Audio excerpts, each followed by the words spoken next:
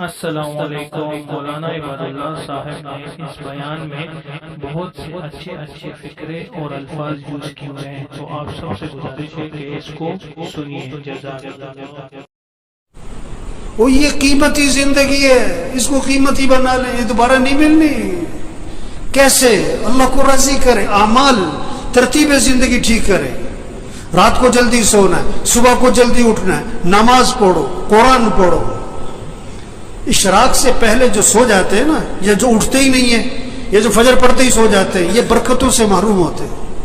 یہ جو بیٹھے ہوئے ہیں نا ابھی، ان میں سے اکثریت وہ ہے جو فجر میں نہیں ہوتی مسجد میں، ان کا بیٹا نہیں ہوتا ہے، ان کا داماد نہیں ہوتا ہے، اس نے انہوں نے رشتہ کرتے وقت یہ نہیں دیکھا کہ یہ نماز پڑھتا ہے کہ نہیں پڑھتا، انہوں نے دیکھا کہ یہ پیسہ کتنا کماتا ہے۔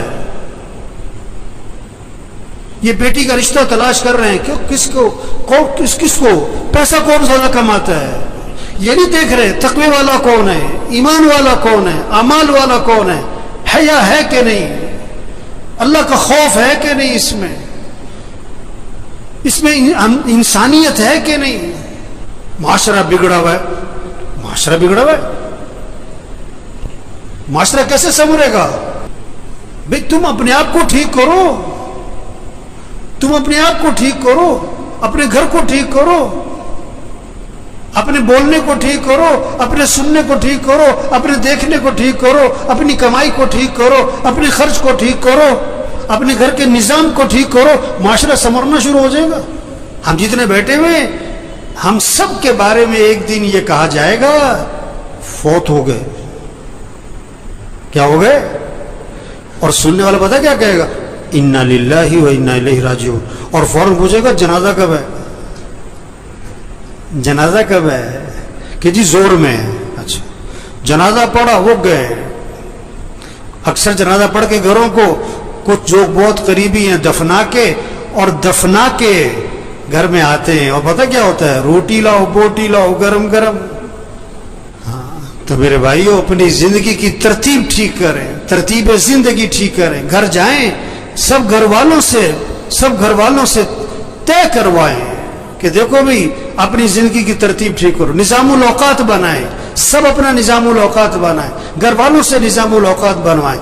کاپی پینسل لو، ہر بچے کے ہاتھ میں کاغذ قلم دو کہ بیٹا لکھو کب سونا ہے، کب اٹھنا ہے، نماز کی ترتیب بناؤ، قرآن کتنا پڑھنا ہے، روزانہ تسبیح کرنی ہے، سیر کرنی ہے، اتنے وقت سیر کرو، جم جانا ہے جاؤ، یہ وقت ہے جم کا تمہارا، کھیلنا ہے کھیلو، یہ وقت ہے کھیلنے کا، یہ وقت ہے تمہارا دکان دفتر کاروبار کا، اتنا وقت تمہیں مسجد کو دینا ہے، اتنا وقت تمہیں قرآن کو دینا ہے۔ سب سے طے کرواؤ۔ یہ کیا سو رہے ہیں تو سو رہے، بیٹھے تو بیٹھے، باتیں تو باتیں، سیاست ہے تو سیاست ہے، حالت حضرت تو حالت حضرت پہ چل پڑے۔ مجھے پرسوں فون آیا کہ عید والے دن کہتا میں نے ملنا ہے آپ سے۔ میں نے کہا جی بات کرو، کیا بات کرنی ہے؟ کہنے جی میں نے ملنا ہے۔ میں نے کہا کام کیا ہے؟ کہ جی ویسی گپ شپ مارنی ہے۔ گپ شپ مارنی ہے؟ وہ اتنا ویلا گپ شپ مارنی ہے؟ وہ مسلمان کے پاس کہاں وقت ہے گپ شپ مارنے کا؟ عجیب بات ہے، اگر کسی کی سمجھ میں آ جائے نا، بڑی عجیب بات ہے، بہت ہی عجیب بات ہے۔ اگر سمجھ میں آ جائے، نہ سمجھ میں آئے تو کچھ بھی نہیں ہے۔ وہ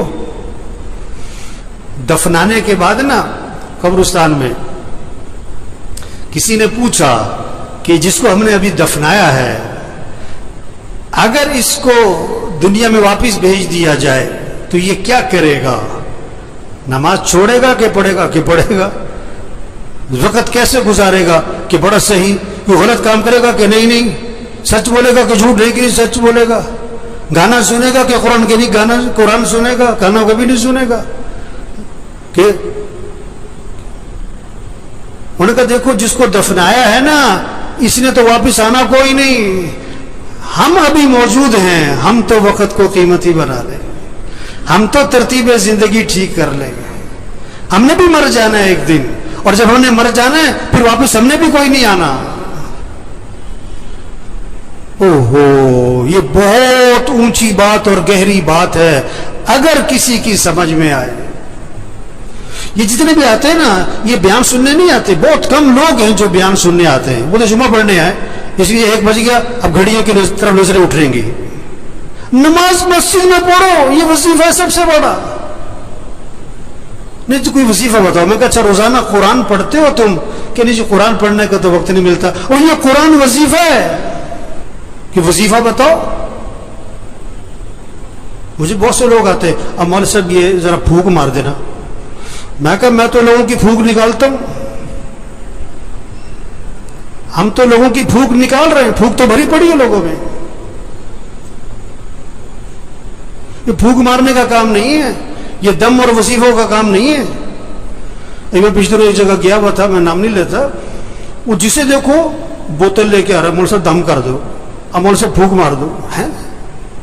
اور میں کہا بھائی تبلیغ میں پیر پرستی کوئی نہیں ہے، یہ پھونک پھونک والا کام نہیں ہے.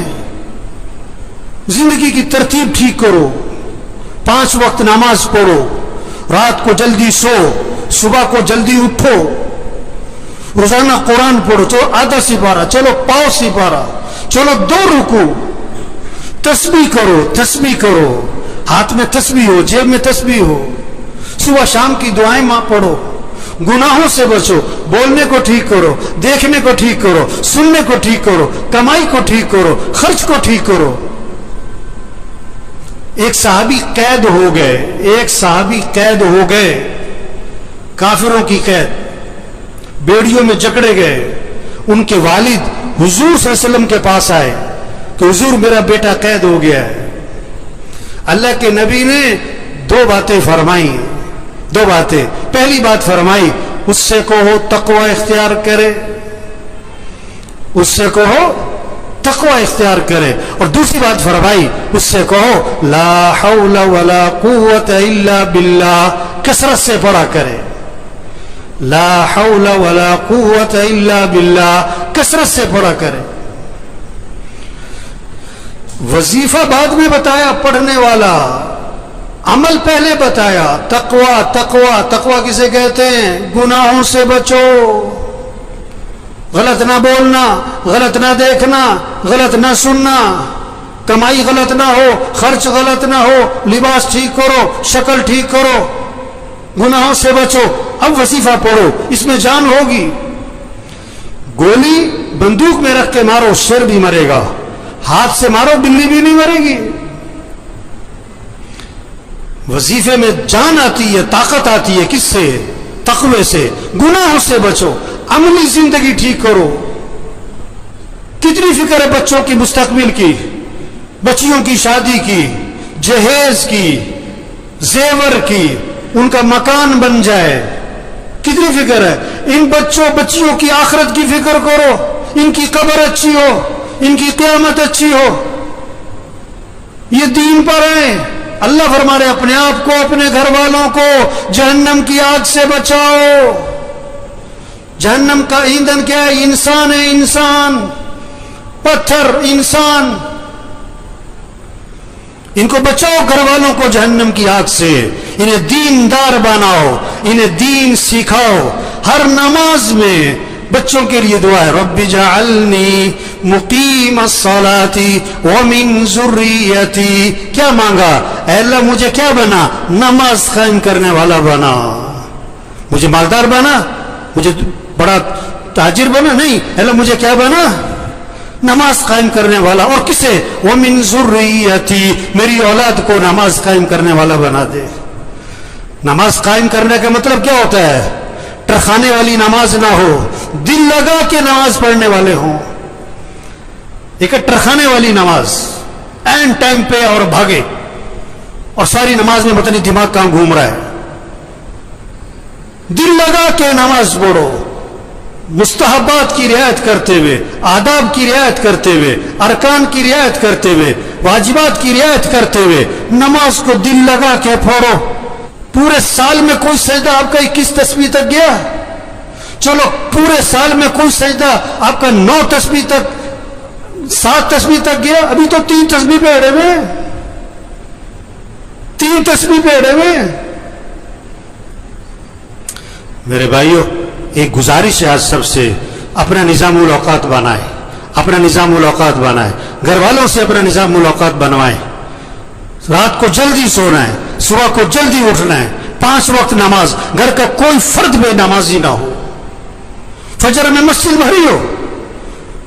فجر میں مسجد جمعے کے لیے نہیں ہے، مسجد 5 نمازوں کے لیے، اور 5 نمازوں میں سب سے پہلی نماز فجر ہے۔ یہ سب فجر میں مسجد میں ہوں، روزانہ قرآن پڑھنا ہے، سب طے کریں اپنا 1 سپارہ، آدھا سپارہ، پاؤ سپارہ، ذکر کرنا ہے، دعا مانگنی ہے، ہم اللہ کے محتاج ہیں۔ بے شک ہم سب اللہ پاک کے محتاج ہیں، اور ہم سب کائنات کے مسلمانوں کو اللہ ہی سے مانگنا چاہیے، اس میں ہم سب لوگوں کی بھلائی ہے۔